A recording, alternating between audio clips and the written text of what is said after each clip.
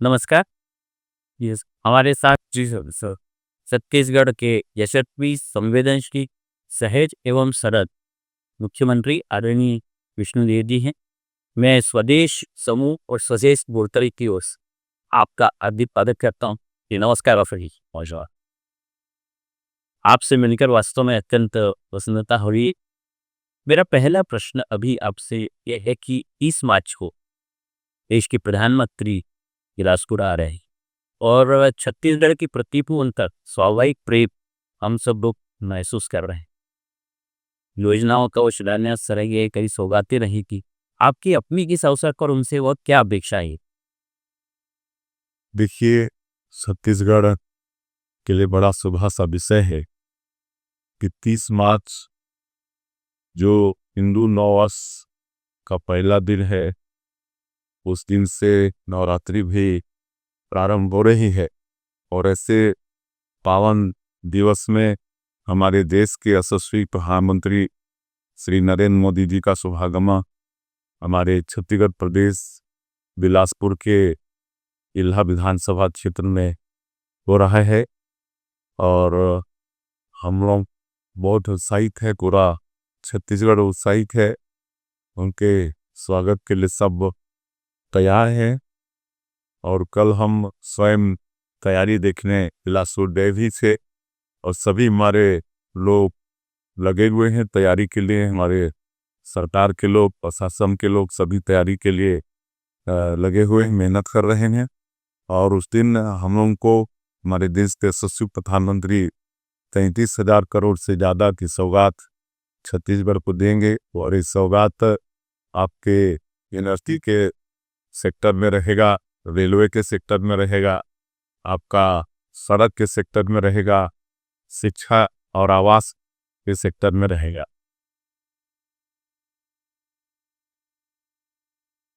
मुख्यमंत्री बनने के बाद आपको इन्वेस्टर विदेश की ओर आकर्षित रही। इसके लिए भी आपने लगातार प्रयास अब तक का वर्षों भर का क्या अनुभव है? कितनी सफलताएं? देखिए, हमारी सरकार तो करीब 1.25 साल हुए हैं और एक नई उद्योग नीति लॉन्च किए हैं।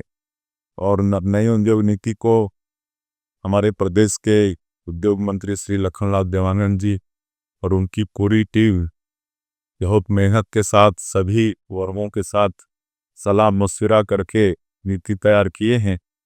और इस नई औद्योगिक नीति में कई चीज़ का ख्याल किया गया है। कुछ सिंगल विंडो सिस्टम लागू किए गए हैं, जिसमें उद्यमी को ज़्यादा परेशानी नहीं हो, उनको दफ्तरों का चक्कर लगाना नहीं पड़े, उनके समय की बचत को, इसके लिए सिंगल विंडो सिस्टम लागू किए हैं। और नई उद्योग नीति में हमारे जो युवा हैं, एसपीएससी वर्ग के जो उद्यमी हैं, दिव्यांग उद्यमी हैं या अग्निवीर के जो रिटायर लोग हैं, अ, ऐसे लोगों को बढ़ावा दिया गया है। और जो भी उद्यमी 1,000 करोड़ से ज़्यादा का निवेश करेगा और 1,000 से ज़्यादा रोजगार उपलब्ध कराएगा, उनके लिए और सहूलियत नई उद्योग नीति में दी गई है। और नई उद्योग नीति लाने के पश्चात अब लोग वो जगह जगह इन्वेस्टर कनेक्ट का कार्यक्रम कर रहे हैं। दिल्ली में सबसे पहले किए, फिर मुंबई में किए, फिर कुछ दिन पहले ही बेंगलुरु में किए। और हम लोग अपनी उद्योग नीति को उद्यमियों के समक्ष रख रहे हैं और उद्यमी बहुत प्रभावित भी हो रहे हैं। और अभी तक 1 लाख करोड़ से ज़्यादा का निवेश का प्रस्ताव हमारी सरकार को मिला है। और पिछले समय एनर्जी के सेक्टर में भी एक सबमिट किए थे, रायपुर में ही किए थे, जिसमें 3 लाख करोड़ का निवेश प्रस्ताव मिला है। और मुझे पूरा उम्मीद है कि अभी तक नई उद्योग नीति लाने के बाद 4,40,000 करोड़ से ज़्यादा का निवेश प्रस्ताव आ गया है और इन्वॉल्व हुए हैं। कुछ काम दातल में आ भी गए हैं। अभी आने वाला 11 अप्रैल को सेमी कंडक्टर को लेकर यहाँ पर भूमि पूजन भी होने वाला है। तो हमारी जो नई उद्योग नीति है बहुत ही सराहनीय है। उससे उद्यमी आकर्षित भी हो रहे हैं और छत्तीसगढ़ आना भी चाह रहे हैं। बहुत बधाई हो। छत्तीसगढ़ और कन्वर्जन पिछली इस सरकार में कन्वर्जन छत्तीसगढ़ में काफ़ी तादाद में पड़ा। आपके आने के बाद उसको रोक भी रही और साथ ही आने वाले इस महीने छत्तीसगढ़ सरकार एक हेमंतरण पे लेकर विधेयक लाने की तैयारी में है। आप क्या सोचती है कि आप लोग लगा देखिए क्या है, हमारा ये देश धर्मनिरपेक्ष देश है। व्यक्ति अपनी इच्छा से कोई भी धर्म मान सकता है, लेकिन किसी व्यक्ति की अशिक्षा, गरीबी और उसकी कोई आवश्यकता को सौदा करके जबरदस्ती बहला के फुसला के या चंगाई के माध्यम से धर्मांतरण कराते हैं, मैं इसको सर्वथा अनुचित मानता हूँ, गलत मानता हूँ। ऐसा नहीं होना चाहिए और इसके लिए लगातार शिकायतें भी मिल रही हैं और कार्रवाई भी हो रही है। लेकिन मुझे लगता है कि धर्मांतरण के कानून को और थोड़ा टाइट करना पड़ेगा ताकि धर्मांतरण करने वालों में भय हो और ये धर्मांतरण का ये जो काम है ये रुके। नक्सलवाद के खात्मे को लेकर संपूर्ण देश छत्तीसगढ़ की ओर बहुत उम्मीद की किरण के रूप में देख रहा है कि और अमित शाह जी भी कह रहे हैं कि आने वाले 2026 तक प्रदेश के नक्सलवाद से खपाया होगा। आपने मात्र 1 वर्ष में इतनी बड़ी सफलताएं जो हासिल की, उसके पीछे क्या रणनीति रही? थोड़ा हमारे दर्शक देखिए, छत्तीसगढ़ कहने से ही एक छवि देश में बनी थी कि छत्तीसगढ़ पूरा नक्सलवाद से ग्रसित है, लेकिन हम लोग सरकार में आने के पश्चात इस छवि को दूर करने का प्रयास किए हैं मीडिया के माध्यम से ही। और आज बताते हुए गौरव भी होता है कि आज डबल इंजन की भी सरकार है और 1.25 साल हमारे सरकार को हुए हैं, तो बहुत मजबूती के साथ हमारे सुरक्षा बल के जवान नक्सलवाद के साथ लड़ रहे हैं। और हमारे माननीय गृह मंत्री श्री अमित शाह जी का भी संकल्प है ये 30 मार्च 2026 तक देश से नक्सलवाद को समाप्त करना है और बहुत ध्यान छत्तीसगढ़ को दिए हुए हैं। 1.25 साल में ही कई बार यहाँ पर आकर हमारे जवानों का हौसला अफजाई किए हैं। यही जवान हैं जो पिछली सरकार में लिए थे, लेकिन आज यही जवान बड़ी मुस्तैदी के साथ, साहस के साथ नक्सलवाद के साथ लड़ रहे हैं, नक्सलवाद के खिलाफ में लड़ रहे हैं।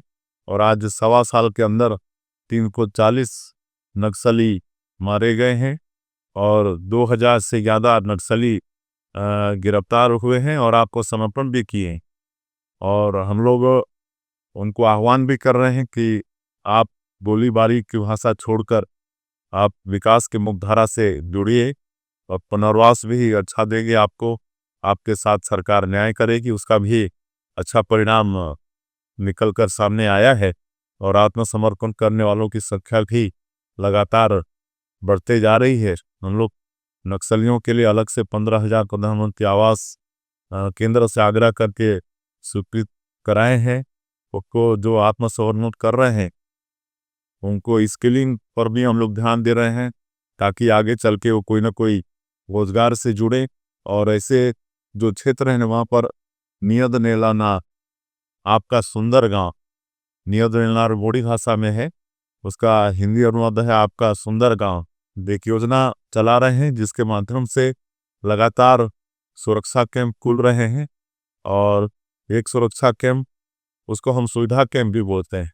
सुरक्षा कैंप के 5 किलोमीटर रेडियस में जितने भी गांव आते हैं वहां से नक्सली भाग जाते हैं। और योजना के माध्यम से हम लोग सरकार की करीब 17 योजनाओं और 50 से ऊपर व्यक्तिमूलक जो सरकार की जो योजनाएं हैं उनको हम लोग पहुंचाने में सफल हो रहे हैं। आज ऐसे नक्सल प्रभावित क्षेत्रों में सड़कें बन रही हैं, वहाँ पर बिजली पहुंचा रहे हैं, घरों में पानी दे रहे हैं, वहाँ स्कूल जो बंद पड़े थे उसको खोल रहे हैं, अस्पताल खोल रहे हैं, राशन कार्ड वहाँ बन रहा है, अनाज पहुँच रहा है। तो नियत निलाना योजना के माध्यम से हम लोग सरकार की योजनाओं का से जो रेशम वहाँ पर कटा। अभी ये छाप पे पड़ रहे हैं भूपेश बघेल वो उनकी, तो कांग्रेस इसको बदले की कार्रवाई तारी। अब उनके पास बोलने के लिए कोई गुस्सा शब्द है यही, और इसलिए इस तरह से बोल रहे हैं। अब ये सब रेपुटेटेड एजेंसी हैं और अपना जांच कर रहे हैं, और अगर ये लोग पाक साफ कहते को डरना भी नहीं चाहिए, और इनके साथ अन्याय हो रहा है तो उनको आगे और जाने के लिए उनका रास्ता खुला है। लेकिन इनके पास कुछ है नहीं, जनता के साथ धोखा किए हैं। जब वो इनको सरकार चलाने का अवसर मिला तो पूरे छत्तीसगढ़ को लूटे हैं, तरह तरह का स्कैम यहाँ पर किए हैं, और आज उनके लोग जेल के अंदर भी हैं। और जब एजेंसियां जांच कर रही हैं तो उनके पास एक तो जनता का विश्वास खोए हैं, तो लगातार चुनाव में इनको भारी हार का भी सामना करना पड़ रहा है, तो बौखलाए हुए हैं और कुछ भी बोल रहे हैं। इससे जुड़ा सवाल आया, क्या फॉर्मूला है कि आप पंचायत से लेके लोकसभा तक छत्तीसगढ़ एक मॉडल बन रहा है भारतीय जनता पार्टी लगातार विजयास्त्र के लिए, क्या सूत्र है आप? देखिए, तो भारतीय जनता पार्टी की जो रीति नीति और हमारी जो देश के यशस्वी प्रधानमंत्री श्री नरेंद्र मोदी जी हैं, और भारतीय जनता पार्टी की कथनी और करनी में एकरूपता होती है। जो बोलते हैं करते हैं। नरेंद्र मोदी भी जो भी योजना लागू करते हैं तो उसके पीछे पड़ते हैं और उसको लागू कराते हैं। तो आज चाहे नरेंद्र मोदी जी के नेतृत्व में तीसरी बार भारत सरकार चल रही है, या जितने भी प्रदेश हैं जहाँ पर भारतीय जनता पार्टी की सरकारें हैं, या भारतीय जनता पार्टी के नेतृत्व में एनडीए की सरकारें हैं, वहाँ पर जनहित में जो भी योजनाएं हैं उसको मतलब पूरी ईमानदारी के साथ लोगों तक पहुंचाया जा रहा है। तो एक तरह से आज देश की जनता का और छत्तीसगढ़ की जनता का कुछ विश्वास लगातार भारतीय जनता पार्टी पर, हमारे आदरणीय प्रधानमंत्री श्री नरेंद्र मोदी जी पर, और जो हम लोग 1.25 साल में जो काम किए यहाँ पर, मोदी की गारंटी को जो लगातार पूरा किए, किसानों के लिए भी काम किए, प्रधानमंत्री आवास जो 5 साल वंचित थे उनको भी प्रधानमंत्री आवास देने का काम किया। 70 लाख माता बहनों को महतारी वंदन योजना में हर महीना 1 तारीख 2 तारीख को 1,000 रुपया भेजते हैं। तो ये सब जो काम हम लोग कर रहे हैं, रामलला दर्शन योजना को लागू किए हैं, कल से मुख्यमंत्री तीर्थ दर्शन योजना भी शुरू किए हैं। तेंदुपत्ता जो हमारे जनजातीय लोगों के लिए एक आजीविका का मुख्य साधन होता है, बस्तर और सरगुजा संभाग के हमारे करीब 12.5 लाख परिवार जनजातीय समाज का इससे जुड़ा हुआ है। इसका भी कीमत हम लोग 5,500 रुपये मानक बोरा करके बोरा पत्ता खरीद रहे हैं, बोनस भी दे रहे हैं। तो ये सब से जो हम लोग कर रहे हैं, इससे भी जनता का विश्वास हमारी पार्टी पर, हमारी सरकार पर और हम लोग के ऊपर पड़े। यही आपकी खूबसूरती है कि आपने विनम्रता से संपूर्ण श्रेय देश के प्रधानमंत्री को दिया। बहुत बहुत धन्यवाद विष्णु जी। इसी से जुड़ा एक प्रश्न कि एक नैरेटिव ये सेट हो रहा है कल की कि दो मुख्यमंत्री और संगठन मुख्यमंत्री भी कहते दबाव में, क्या आप ऐसा मानते हैं? ऐसा कुछ भी नहीं है। हम लोगों का मंत्रिमंडल में आपस में स्नेह है। सब हम लोग मिल बैठकर काम करते हैं, कोई निर्णय मिल बैठकर करते हैं, और संगठन के साथ ही अच्छा तालमेल है, और संगठन का कहीं ना कहीं हम लोग को मार्गदर्शन ही मिलता है। कुल मिलाकर बहुत अच्छी स्थिति हम लोग का आपस में मतलब वो सौहार्दपूर्ण भाव है, और सब मिलके लोग इतना अच्छा जनता के हित में सरकार चला पा रहे हैं। बहुत अच्छी बातचीत हो रही है पर आपकी व्यस्तता है। अंतिम सवाल होगा मैं आपका और उसका थोड़ा विस्तार से जवाब क्या होगा, और वो इसलिए कि आदरणीय विष्णु जी के बारे में मैं बताऊं कि आज आप प्रदेश के मुख्यमंत्री हैं, केंद्र में भी आप राज्य मंत्री रहे, लेकिन आपकी यात्रा मंच से शुरुआत होती। तो वास्तव में ये जो संघर्ष है राजनीति, उस संघर्ष के बारे में और उसके अनुभव के बारे में थोड़ा आप बताएँगे? देखिए, वैसे तो हमारा परिवार राजनीतिक रहा है।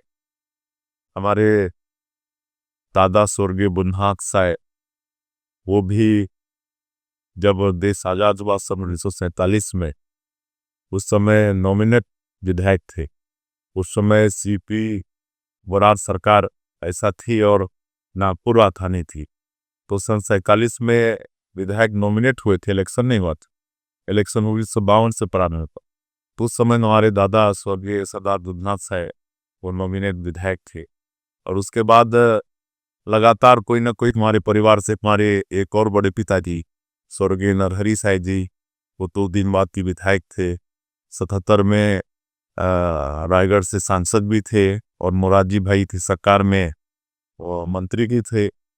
उसके बाद हमारे और बड़े पिताजी स्वर्गीय केदारनाथ साय जी, वो जनसंघ से विधायक थे। हमारा भाई एक ताऊ का लड़का रोहित कुमार साय, वो विधायक था। तो इस तरह से हमारे परिवार में कई विधायक, सांसद और केंद्र में मंत्री भी हुए।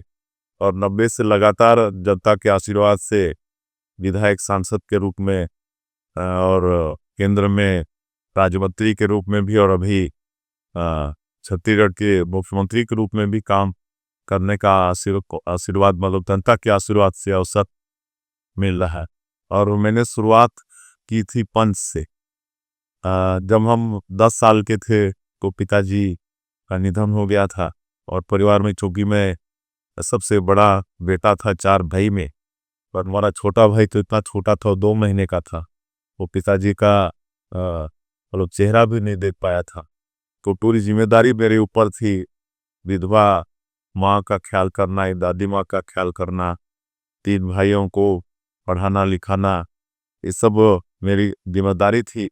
और मैंने वो सब किया। पढ़ाई लिखाई भी जारी रखा, खेती बाड़ी भी देखता था और अपने परिवार को ही देखता था। और उस समय हम तो कभी सोचे नहीं थे कि कभी हम विधायक भी बनेंगे, सांसद भी बनेंगे, कभी मंत्री के रूप में भी काम करने का अवसर मिलेगा।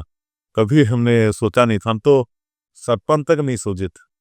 लेकिन जब पढ़ाई छोड़ी और गांव में उसी समय पंचायत का चुनाव था, तो गांव वालों ने आग्रह करके हमको पंच बना दिया।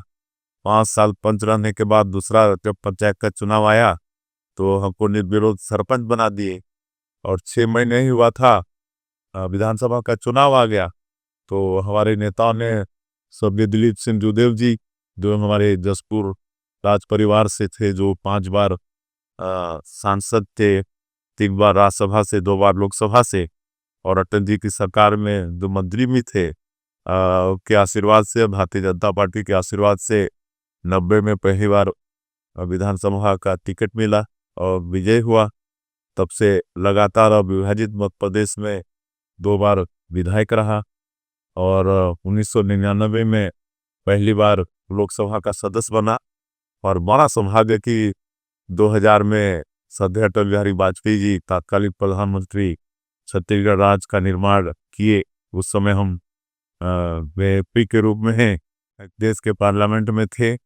और 4 बार लगातार रायगढ़ की जनता ने आशीर्वाद देकर हमें सांसद बनाया।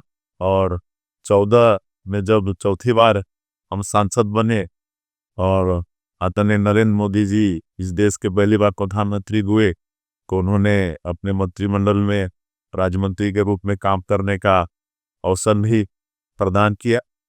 उसके बाद आज 2023 के विधानसभा चुनाव में भारतीय जनता पार्टी की सरकार छत्तीसगढ़ में बनी। तो आज भारतीय जनता पार्टी और हमारे नेताओं आशीर्वाद है कि आज मुख्यमंत्री के रूप में काम करने का अवसर मिला है। बहुत बहुत शुभकामनाएं आदरणीय विष्णु जी। आपसे बातचीत करके वास्तव में हम सबको भी बहुत उपयोगी जानकारियाँ भी मिली। साथ ही आपका जो संघर्ष है वो भी समझने को मिला। एक बार पुनः धन्यवाद और शुभकामनाएं। आपका भी बहुत बहुत धन्यवाद।